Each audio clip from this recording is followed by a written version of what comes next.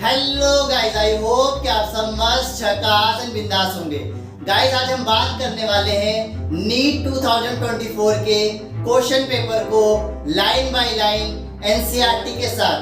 तो आज हम इस लेक्चर में कवर करेंगे बॉटनी के section A and section B को, और मेरे पास जो क्वेश्चन पेपर है उसका बुकलेट कोड है Q4, मैंने यहाँ पर मेंशन कर दिया है। तो चलो बढ़ते अपने लेक्चर की तरफ। तो आज का हमारा फर्स्ट क्वेश्चन है सेक्शन ए का 101। देखो ध्यान से देखना, इसमें पूछा है auxin is used by gardener to prepare weed free lawns but no damage is caused to grass as auxin. तो इसका करेक्ट आंसर हो जाएगा third, does not affect mature monocotyledonous plant. देखो एनसीईआरटी के अंदर साइड में देखना, एनसीईआरटी में ऑक्सिन चैप्टर है प्लांट ग्रोथ एंड डेवलपमेंट। अब यहाँ पे देखना सीधा सीधा लिखा है does not affect mature monocotyledonous plant. Question number 102, ध्यान से सुनना। देखो इसमें पूछा है, डायरेक्ट क्वेश्चन है एनसीईआरटी से। इसमें पूछा है how many molecule of ATP and NADPH are required for every molecule of CO2 fixed in the Calvin cycle. अब देखो यहाँ पे देखना ध्यान से, एनसीईआरटी चैप्टर है फोटोसिंथेसिस इन हायर प्लांट। अब यहाँ पे देखो रिडक्शन के अंदर 2 ATP एंड 2 NADPH चाहिए, और रीजनरेशन के अंदर 1 ATP।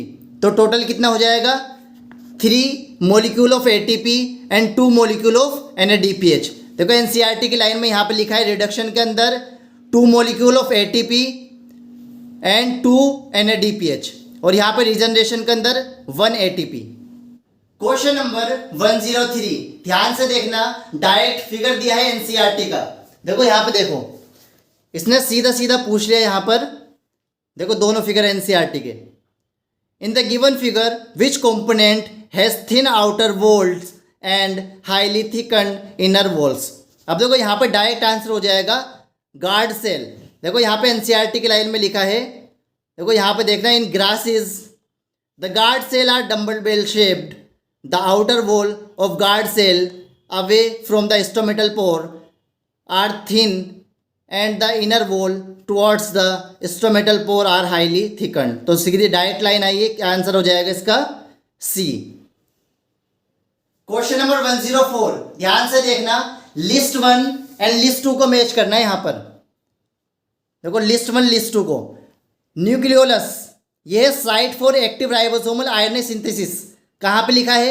NCERT chapter cell the unit of life, topic nucleus. इसमें लास्ट में देखो यहाँ पे लिखा है it is a site for active ribosomal RNA synthesis. कौन है? न्यूक्लियोलस। अब सेकंड सेंट्रियोल, सेंट्रियोल देखो यहाँ पे लिखा है नीचे ऑर्गेनाइजेशन लाइक द कार्टव्हील, और यहाँ पे भी देखो यही लिखा है। सेकंड में देखो ऑर्गेनाइजेशन लाइक द कार्टव्हील। तो इसका करेक्ट आंसर हो जाएगा ए का थर्ड एंड बी का सेकंड, ए का थर्ड एंड बी का second. First option is correct. Question number 105, direct NCERT का फिगर दिया है, ध्यान से देखना। अब देखो यहाँ पे देखो क्वेश्चन नंबर 105, इसमें डायरेक्ट पूछा है identify the type of flowers based on the position of calyx, corolla and androecium with respect to the ovary from the given figures. अब देखो इसमें डायरेक्ट आंसर हो जाएगा फोर्थ, पेरिगाइनस एंड पेरिगाइनस। अब यहाँ पे देखो NCERT chapter morphology of flowering plant. अब यहाँ पे ध्यान से देखो, ये दोनों फिगर दिए ना यहाँ पर, देखो ये दोनों फिगर्स दिए हैं यहाँ पर, बीच वाले दोनों फिगर्स दे दिए, दोनों क्या है? पेरिगाइनस। क्वेश्चन नंबर 106, ध्यान से देखना, इसमें इसने पूछा है लिस्ट 1 एंड लिस्ट 2 को मैच करना है। यहाँ पे देखो डायरेक्ट पूछा है इसने NCERT chapter biological classification kingdom fungi. इसमें यहाँ पे देखो फाइकोमाइस्टीज में राइजोपस, इसे हम बोलते हैं ब्रेड मोल्ड। आगे देखना बेसिडियोमाइस्टीज, इसके अंदर यूस्टिलेगो को बोलते हैं स्मट एंड पुस्सिनिया को बोलते हैं रस्ट। अब यहाँ पे देखो सीधा सीधा सीधा एनसीईआरटी के अंदर अब यहाँ पे देखो, राइजोपस, ब्रेड मोल्ड, स्टिलेगो, सिमट एंड पुसीनिया को रस्ट फंगस। तो करेक्ट आंसर हो जाएगा हमारा ए। क्वेश्चन नंबर 107, ध्यान से सुनना, इसमें इसने पूछा है क्वेश्चन नंबर 107, इसमें इसने पूछा है विच of the following is an example of actinomorphic flower. तो इसका करेक्ट आंसर हो जाएगा धतूरा। यहाँ पे देखो चैप्टर है हमारा morphology of flowering plant. Flower में यहाँ पे देखो सीधा, एक्टिनोमॉर्फिक में मस्टर्ड, धतूरा एंड चिली, ये एग्जाम्पल्स होते हैं एक्टिनोमॉर्फिक के। क्वेश्चन नंबर 108, ध्यान से सुनना, सिर्फ 2 लाइन से आंसर करेक्ट हो जाएगा। देखो क्वेश्चन नंबर 108, इसमें इसने पूछा identify the set of correct statement. First, the flowers of Vallisneria are colourful and produce nectar. गलत हो जाएगा क्योंकि ये वाटर पोलिनेटेड प्लांट है। सेकेंड, देखो फर्स्ट की वजह से तो ये सेकेंड और थर्ड ऑप्शन दोनों गलत हो जाएंगे। अब बचा फर्स्ट और फोर्थ। सेकेंड वाला the flowers of water lily are not pollinated by water, correct हो जाएगा। तो हमारा फोर्थ स्टेटमेंट करेक्ट हो जाएगा क्योंकि एनसीईआरटी के अंदर sexual reproduction in flowering plant में यहाँ पे देखो सीधा लिखा है water lily the flowers emerge above the level of water and are pollinated by insect. ठीक है, इंसेक्ट और विंड द्वारा, दोनों के द्वारा पोलिनेटेड होते हैं क्योंकि above the level of water होते हैं। तो करेक्ट आंसर हो जाएगा हमारा फोर्थ। क्वेश्चन नंबर 109, इस क्वेश्चन के अंदर काफी सारे स्टूडेंट्स को कंफ्यूजन हो सकती है, तो ध्यान से सुनना।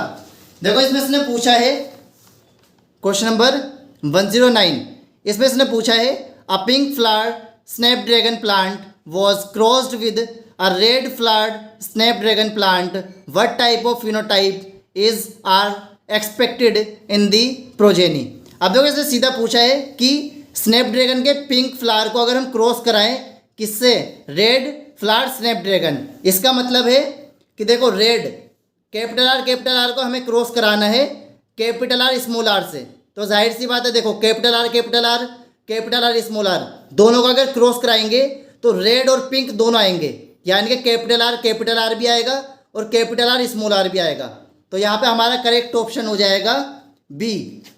क्वेश्चन नंबर 110, ध्यान से सुनना, अब तक का सबसे धमाकेदार क्वेश्चन है क्योंकि ये पूछा गया है प्लांट ग्रोथ एंड डेवलपमेंट से। देखो ध्यान से देखना, question number 110, formation of interfascicular cambium from fully developed parenchymatous cell is an example for dedifferentiation.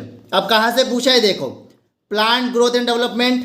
अब यहाँ पे देखो सीधा डी डिफ्रेंशिएशन में सीधा दिया है यहाँ पर आगे, formation of meristems interfascicular cambium and cork cambium from fully differentiated parenchymatous cell.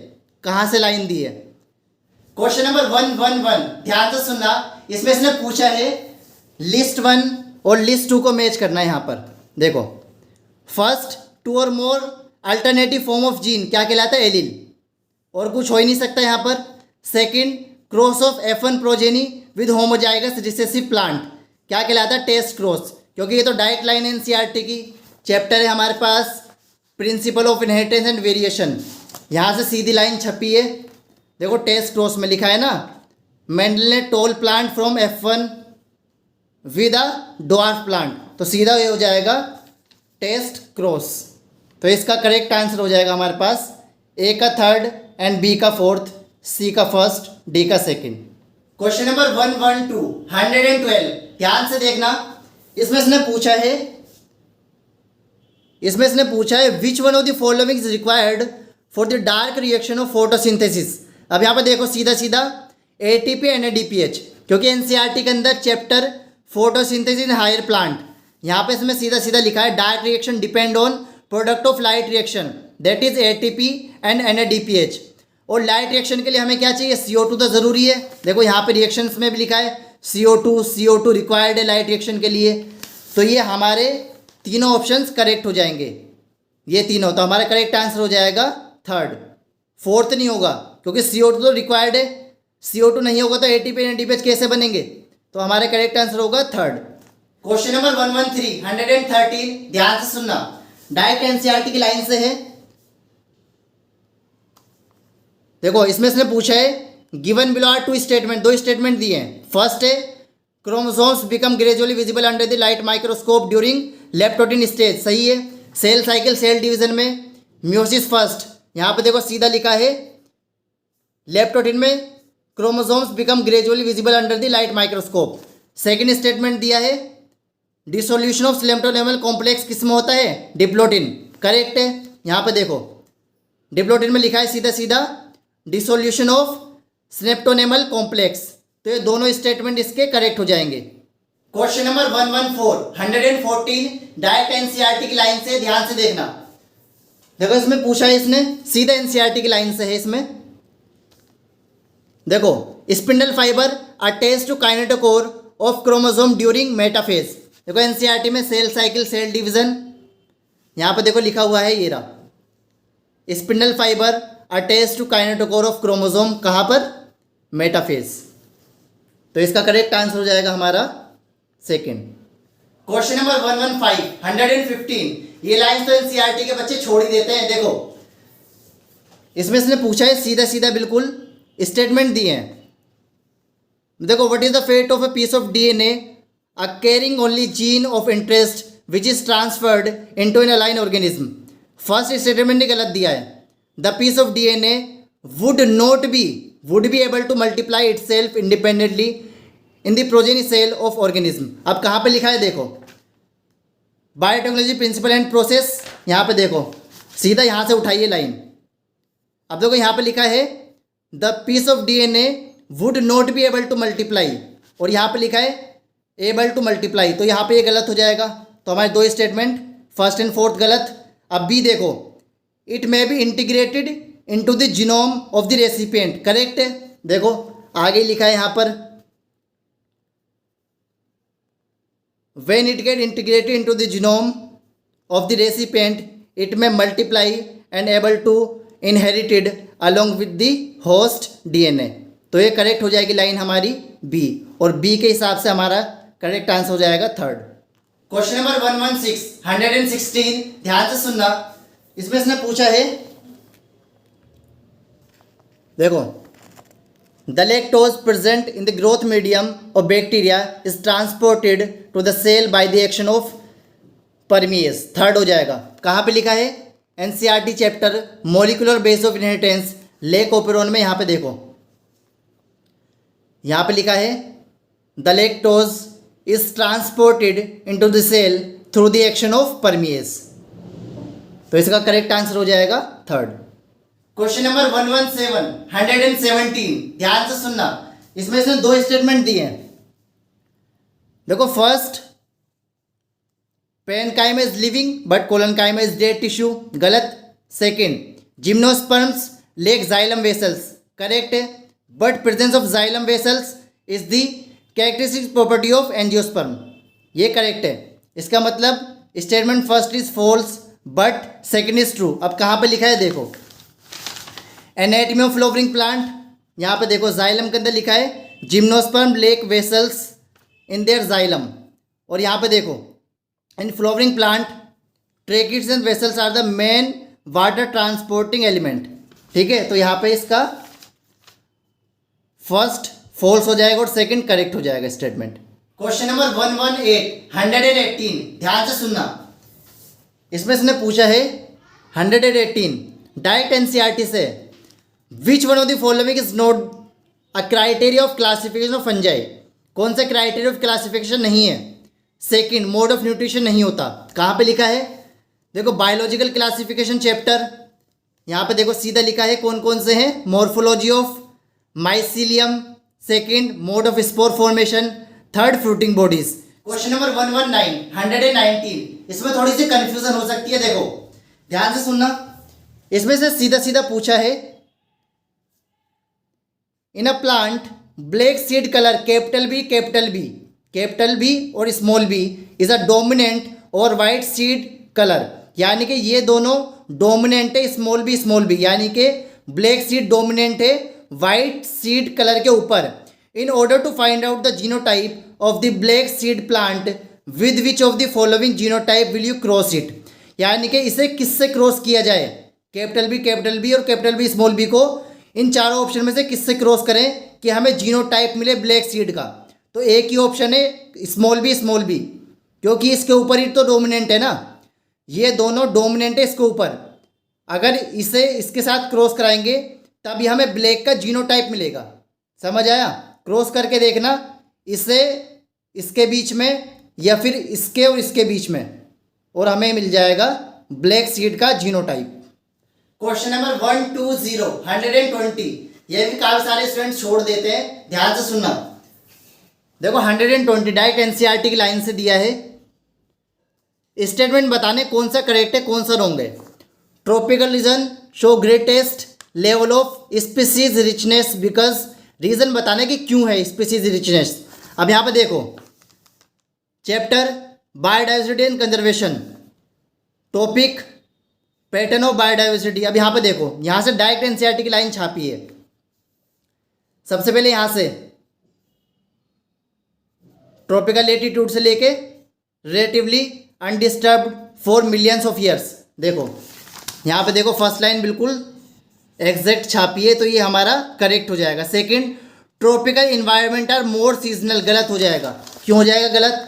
अब यहाँ पे देखो सेकंड, यहाँ पे देखो लिया है tropical environments unlike temperate ones are less seasonal. यहाँ पे दिया है मोर सीजनल, यहाँ पे दिया है मोर सीजनल, होता क्या है लेस सीजनल। देखो बी ऑप्शन रॉन्ग हो जाएगा, सारे स्टेटमेंट रॉन्ग हो जाएंगे, सिर्फ एक ही बचेगा। बाकी सब में बी ए रॉन्ग हो जाएगा, सिर्फ एक स्टेटमेंट करेक्ट हो जाएगा। क्वेश्चन नंबर 121 डायरेक्ट एनसीईआरटी की हेडिंग से है, ध्यान से सुनना। देखो इसने पूछा है 121, सिर्फ इसके में बताना है कोज ऑफ बायोडाइवर्सिटी लॉस कौन कौन से हैं। Overexploitation, coextinction and habitat loss and fragmentation. C and E नहीं होता। अब कहाँ पे लिखा है देखो, chapter biodiversity and conservation, loss of biodiversity कौन कौन से हैं। यहाँ पे देखो सिर्फ 3 ही लिखे हैं, habitat loss and fragmentation, over exploitation, align species inversion and को एक्सटेंशन। तो यहाँ पे 3 ही करेक्ट होंगे और हमारा सीधा आंसर हो जाएगा ए बी डी यानी कि fourth. Question number 122 direct NCERT की लाइन से है, ध्यान से सुनना। देखो इसमें इसने पूछा है 122, a transcription unit in DNA is defined primarily by the 3 region in DNA and these are with respect to the upward and downward stream end। अब देखो यहाँ पे देखो सीधा आंसर हो जाएगा promoter, structural gene and terminator. कहाँ पे लिखा है? NCERT chapter molecular basis of inheritance. यहाँ पे सीधा देखो ट्रांसक्रिप्शन यूनिट में promoter, structural gene and terminator. सिर्फ इतना देखना, ये अपवर्ड एंड डाउनवर्ड जो लिखा है ना इसमें, ये कंफ्यूज करने के लिए, क्योंकि और कोई नहीं हो सकता। सीधा ये इसका आंसर हो जाएगा। वैसे अपवर्ड डाउनवर्ड देखो, यहाँ पे भी देखो promoter, structural gene and terminator. Question number 123 direct NCERT की लाइन से है, लेकिन बीच में से है, ध्यान से सुनना। देखो इसमें से सीधा पूछा है कि Hind second always cut DNA molecule at a particular point called recognition sequence and it consists of 6 base pair। कहाँ पे लिखा है? NCERT chapter biotechnology principle and process. यहाँ पे देखो रेस्ट्रिक्शन एंजाइम में सीधा लिखा है यहाँ पर 6 बेस पेयर। कहाँ से कट करता है? 6 बेस पेयर।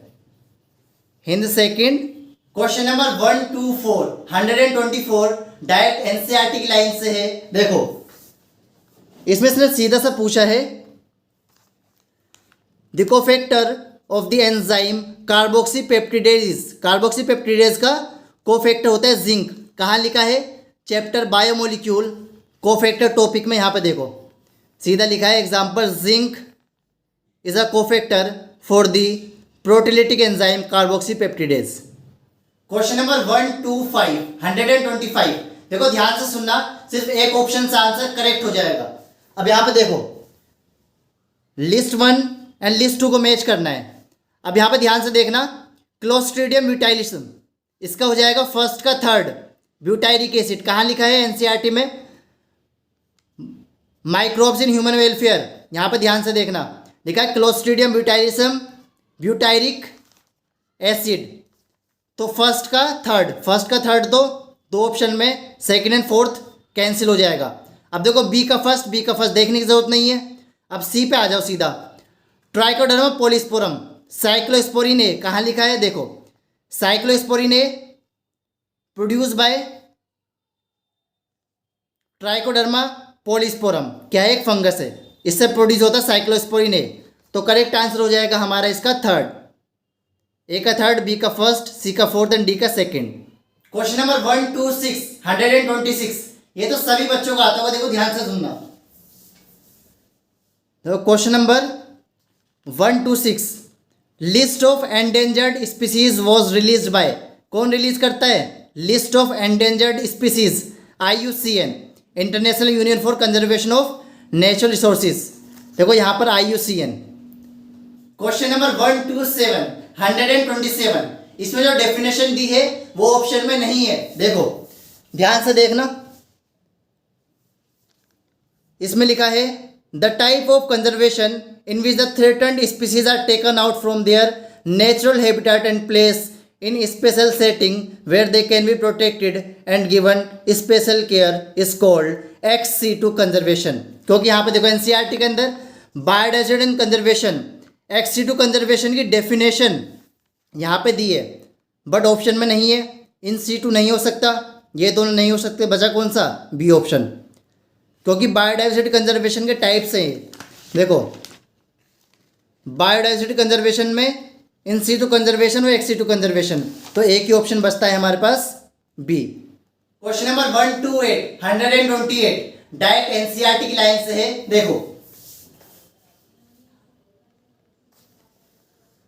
ये दोनों लाइन NCERT की छपी हुई है। Chapter strategy for enhancement in food production tissue culture, देखो टोटिपोटेंसी लिखा है ना, this capacity to generate a whole plant from any cell explant is called totipotency. तो डायरेक्ट इसका आंसर हो जाएगा totipotency. Question number 129 direct NCERT से है और सबसे आसान क्वेश्चन है। देखो इसमें कुछ नहीं करना है, बस इसमें के को इंडिकेट, के क्या इंडिकेट करता है ये बताना है। इक्वेशन हमें दी है, के क्या इंडिकेट करता है, कैरिंग कैपेसिटी, कहाँ पर लिखा है, चैप्टर ऑर्गेनिज्म एंड पॉपुलेशन। देखो डायरेक्ट NCERT से छपा हुआ है, के क्या रिप्रेजेंट करता है, कैरिंग कैपेसिटी। क्वेश्चन नंबर 130 देखो ध्यान से देखना, इसमें सीधा इसने फंक्शन पूछा है। Bulliform cell are responsible for inward curling of leaf in monocot, कहाँ पे लिखा है, देखो NCERT में एनेटमी ऑफ फ्लावरिंग प्लांट, यहाँ पे देखो बुलिफॉर्म सेल, यहाँ पे सीधा लिखा है they make the leaf curl inward to minimise water loss. तो करेक्ट आंसर हो जाएगा इसका फर्स्ट। क्वेश्चन नंबर 131 ये क्वेश्चन घुमा के पूछा है, ये फिगर की फॉर्म में भी है और NCERT की लाइन की फॉर्म में भी है। देखो ध्यान से देखना, lecithin a small molecular weight organic compound found in living tissue is an example of phospholipid, कहाँ पे लिखा है, बायोमोलिक्यूल चैप्टर, यहाँ पे देखो सीधा सीधा लिखा है लेसिथिन क्या है, फोस्फोलिपिड है। क्वेश्चन नंबर 132 ये NCERT की लाइन सभी को रटी रहती है, जिसने क्वेश्चन गलत किया है उसने बहुत गलत किया है। देखो ध्यान से देखना, question number 132 inhibition of succinic dehydrogenase enzyme by malonate is a classical example of competitive inhibition. इसका थर्ड हो जाएगा, कहाँ लिखा है, NCERT चैप्टर बायोमोलिक्यूल, यहाँ पे देखो सीधा कॉम्पिटिटिव इनहिबिटर में यहाँ पे लिखा है example inhibition of succinic dehydrogenase by malonate.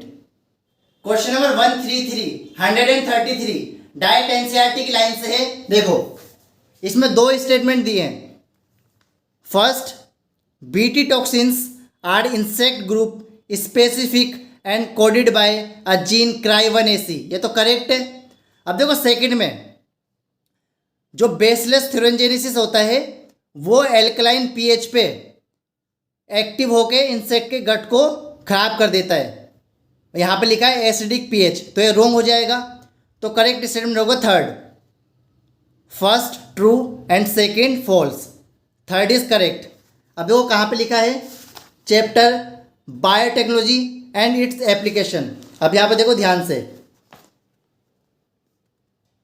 Insecticidal protein यहाँ पे एल्कलाइन पीएच पे एक्टिवेट होता है।